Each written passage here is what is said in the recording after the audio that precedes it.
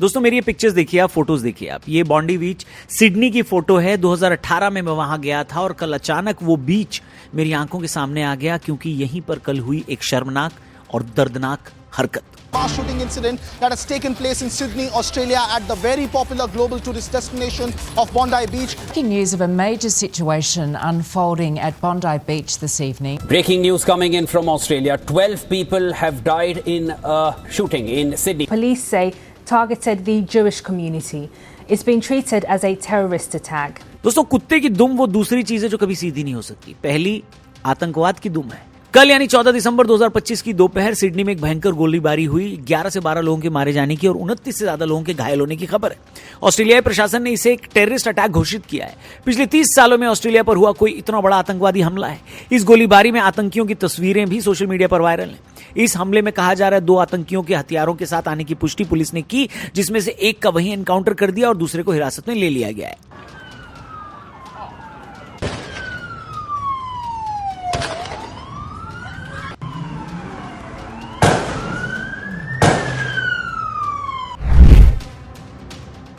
Australia Sydney में बॉन्डी बीच पर Australian समय के अनुसार करीब 6:45 पर वहां की इमरजेंसी सर्विसेज को कैम्बल परेड के पास गोलीबारी की जानकारी मिली, जहां भीड़ घास, रेत और समंदर के पास भाग भाग कर अपनी जान बचा रही थी। इसके बाद 6:57 पर न्यू साउथ वेल्स पुलिस ने घटना की पुष्टि करके जनता से इस इलाके से दूर रहने और छिपने को कहा। शाम 7 बजे के आसपास 2 काले कपड़ों वाले आदमी पैदल पुल पर शॉटगन से वहां आए परिवारों और भीड़ पर फायरिंग करने लगे। रिकॉर्डेड वीडियो में दिखा कि वो नीचे भीड़ पर निशाना बना रहे थे। इस हमले के दौरान पुलिस भी वहां पर इन्हें रोकने पहुंची। मामला इतना ज्यादा मुश्किल हो चुका था कि पुलिस को लोगों की जान ज्यादा से ज्यादा बचाने की भी तैयारी करनी थी और वहीं इन आतंकियों को भी पकड़ना था। आखिरकार एक हमलावर को गोली मारकर ढेर करने और दूसरे को घायल करने के बाद हिरासत में ले लिया गया, जहां बाद में वहीं कैम्बल परेड के पास खड़ी गाड़ी में एक्टिव आईईडी भी मिली, जिसे बॉम्ब स्क्वाड ने डिफ्यूज किया।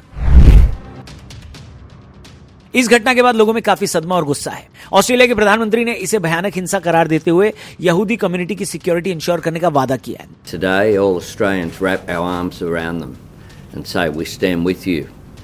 We will do whatever is necessary to stamp out anti-Semitism. वहीं एनएसडब्ल्यू प्रीमियर क्रिस मिन्स ने दुख जताते हुए कहा कि बेहद ही घटिया काम है, जबकि ऑपोजिशन नेता सुसैन ले ने यहां एकता दिखाने की बात कही है। सोशल मीडिया पर #बॉन्डी अटैक ट्रेंड करने लगा है। लोकल लोगों ने मोमबत्तियां जलाकर श्रद्धांजलि भी दी है।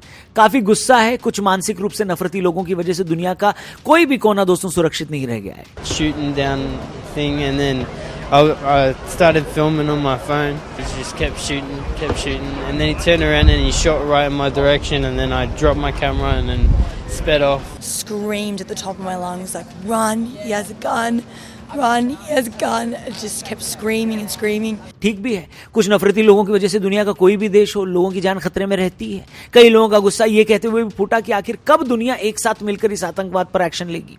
आतंक के खिलाफ तो सालों से बात हो रही है, लेकिन फिर एक्शन लेने के नाम पर कभी मानवाधिकार बीच में आ जाता है, कभी लीगल सिस्टम। आखिर और कितनी जिंदगियां उस नींद को तोड़ने में जाएंगी बताइए। वही लोगों का कहना है कि आखिर कैसे इन आतंकियों के पास इतने रिसोर्सेज आ जाते हैं। दुनिया जब इनकी फंडिंग रोकने की प्लानिंग करती है तो नतीजा दिखता क्यों नहीं है। इस हमले में भी इनके हाथ में ऑटोमेटिक गन थी। एक ऐसा बताया जा रहा है कि इसमें एक तीसरा संदिग्ध आदमी भी था जिसकी जांच चल रही है। इस हमले में जो हमलावर थे उनमें से एक का नाम नवीद है, जिसके घर पर पुलिस ने छापा भी मारा है। वहां हथियार भी बरामद हुए हैं। पुलिस ने इसे वेल प्लान्ड यहूदी विरोधी हमला घोषित किया। यह सीधे रूप से यहूदी कम्युनिटी पर निशाना था जो हनुका के पब्लिक फेस्टिवल को मना रहे थे। इसमें महिलाएं भी थी, बच्चे भी थे। उधर इजराइल के राष्ट्रपति और विदेश मंत्री ने भी इसे यहूदियों पर क्रूर हमला बताया है। Our sisters and brothers in Sydney, Australia have been attacked by vile terrorists in a very cruel attack on Jews who went to light the first candle of Hanukkah on Bondi Beach. इस घटना के बाद से ही दुनिया भर के नेताओं के रिएक्शंस आ रहे हैं। जर्मन चांसलर ने भी कहा कि उनके पास इस घटना को बताने के लिए शब्द नहीं है। फ्रेंच राष्ट्रपति मैक्रोन ने भी आतंक के खिलाफ लगातार चल रही इस लड़ाई को मजबूत करने की बात कही है। उनका वादा है कि फ्रांस इसमें मदद करेगा। वहीं यूके के कीर स्टारमर ने भी इसे डीपली डिस्ट्रेसिंग कहा।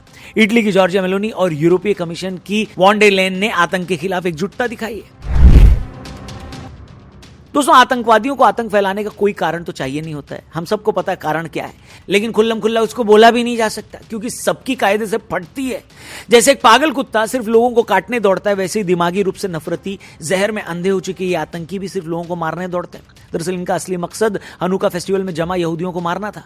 दरअसल हनुका फेस्टिवल के पहले दिन Hanukkah by the sea program celebrate किया जा रहा था, जिसमें सैकड़ों यहूदी समुदाय के लोग जुटे थे। यहीं पर इन आतंकियों ने अंधाधुंध फायरिंग शुरू की। इन दोनों आतंकियों में से एक का नाम नवीद अकरम बताया जा रहा है। जांच में अभी तक पता चला है कि हमास के आतंकी थे। वैसे अभी जांच जारी है, लेकिन जानकारों का कहना है कि ये एक बार फिर से 7 अक्टूबर जैसा मंजर बनाने की कोशिश कर रहे थे, जहां इजराइल के हमास के आतंकियों ने ह्यूमैनिटी के सबसे घटिया और गलीज किस्म के हमले को अंजाम दिया था। इस हमले के बाद ऑस्ट्रेलिया के अन्य शहरों में भी हनुका कार्यक्रम रद्द कर दिए गए हैं। दोस्तों, यहूदियों को दुनिया भर में वायलेंट हमलों, तोड़फोड़, सड़क उत्पीड़न और आतंकवादी घटनाओं के माध्यम से निशाना बनाया जा रहा है। खासकर 7 अक्टूबर 2023 के हमास हमले के बाद से यहूदियों को दुनिया भर में निशाना बनाया जा रहा है। ऑस्ट्रेलिया के बॉन्डी बीच पर 14 दिसंबर को हनुका फेस्टिवल में हमला करके निशाना बनाना उसी का हिस्सा है। अमेरिका में 2025 के पहले 7 महीनों में 3883 एंटी सेमेटिक इंसिडेंट यानी यहूदी विरोधी घटनाएं हुई, जिसमें वॉशिंगटन में इजरायली दूतावास पर गोलीबारी और कैंपस वायलेंस शामिल है। यूरोप में बर्लिन होलोकॉस्ट मेमोरियल पर चाकूबाजी, फ्रांस में फ्री गाजा ग्राफिटी और ब्रिटेन में सिनागॉग पर कार हमला जैसे मामले हाल ही में सामने आए। ये साफ बताते हैं कि एक कम्युनिटी के खिलाफ आतंकियों की नफरत कितनी ज्यादा है। वहीं फिलिस्तीन में छिपे हमास आतंकियों पर इजराइल के जवाबी हमले के बाद से वहां राख हुए माहौल को देखकर दुनिया भर के आतंकी संगठनों ने अपने वर्कर्स के अंदर इजराइल और यहूदियों के खिलाफ नफरत भरनी शुरू कर दी है। उसी नफरत का नतीजा ऑस्ट्रेलिया की इस घटना में दिखा। दोस्तों, इस हमले के दौरान जो एक सबसे मजबूत तस्वीर निकलकर सामने आई वो है एक कॉमन मैन ने वहां पर एक आतंकी के हाथ से बंदूक छीना और न जाने कितने लोगों की जान बचाई। ये वीडियो, ये तस्वीर आपने देखी होगी। कैसे इतनी हिम्मत दिखाकर इस नागरिक ने उस आतंकी को पीछे से दबोचा और उसकी गन हाथ से छीन ली। सोचिए, अगर ये काम वो न करते तो ये आतंकी और न जाने कितने लोगों को निशाना बना लेता। इस वायरल वीडियो को देखने के बाद भारत में भी एक सवाल बड़ी तेजी से पूछा जा रहा है कि भारत में भी आर्म्स ट्रेनिंग आम आदमी के लिए कब शुरू की जाएगी और क्या यह जरूरी है? आप इस बारे में क्या सोचते हैं? कमेंट करके जरूर बताइएगा। अब आप देखिए, हम एक ऐसे देश में हैं जिसने आतंकवाद को इतने बड़े पैमाने पर झेला है। हम वो हैं जिसके सामने आतंकवाद को पालने वाला एक आतंकी देश खड़ा है बगल में। ऐसे में भारत के लोगों को बेसिक आर्म्स ट्रेनिंग तो मिलनी चाहिए, ऐसा लोग डिमांड कर रहे हैं। देश का एक आम नागरिक जब इस तरह की किसी सिचुएशन में फंसेगा तो सबसे पहले वो सिचुएशन अवेयरनेस और पैनिक कंट्रोल करने की उसकी ट्रेनिंग, क्रिटिकल थिंकिंग करने के लिए उसे तैयार करेगी। वैसे ऐसे सिचुएशन में वो न सिर्फ बेस्ट डिसीजन ले पाएगा बल्कि आतंकियों को पकड़वाने में भी मदद कर पाएगा। लेकिन हमारे देश में ये ट्रेनिंग कंपलसरी नहीं है। हमारे यहां आज भी सिक्योरिटी एजेंसीज को ही ये दारोमदार दिया जाता है, जो कि ठीक भी है क्योंकि उनके पास रिसोर्सेज हैं, हथियार हैं और प्रॉपर ट्रेनिंग है। लेकिन वहीं यह बात भी हो रही है कि अगर इस देश का आम नागरिक भी आतंकियों के खिलाफ तैयार रहे तो ऐसे हमले करने से पहले आतंकियों के दिमाग में भी 100 बातें आएंगी, वो डरेंगे। इस पूरे मुद्दे पर आपका क्या कहना है? इस एक वीडियो ने पूरी दुनिया को यह सोचने पर मजबूर कर दिया है कि क्या एक कॉमन मैन के लिए, चाहे वो किसी भी देश का हो, किसी भी प्रांत का हो, किसी भी भाषा का हो, उसे सेल्फ डिफेंस की या आर्म्स की एक बेसिक ट्रेनिंग मिलनी चाहिए, जिससे अगर कल को उसके शहर में, उसके इलाके में, उसके कस्बे में या उसके देश में अगर कुछ ऐसा होता है, कुछ लोग ऐसे उठकर आ जाते हैं, गन चलाने लगते हैं और जनता को ढेर करने लग जाते हैं, तब ऐसे आम नागरिकों की जरूरत पड़ेगी जिससे कि वो ऐसे सिचुएशंस को तुरंत सुरक्षा एजेंसियों के आने से पहले संभाल सके, कंट्रोल में ला सके। फिर से आपसे पूछना चाहूंगा, इस पूरे मुद्दे पर आपका क्या कहना है? कमेंट करके बताना। चैनल को जरूर सब्सक्राइब करना। जल्दी मिलते हैं। जय हिंद।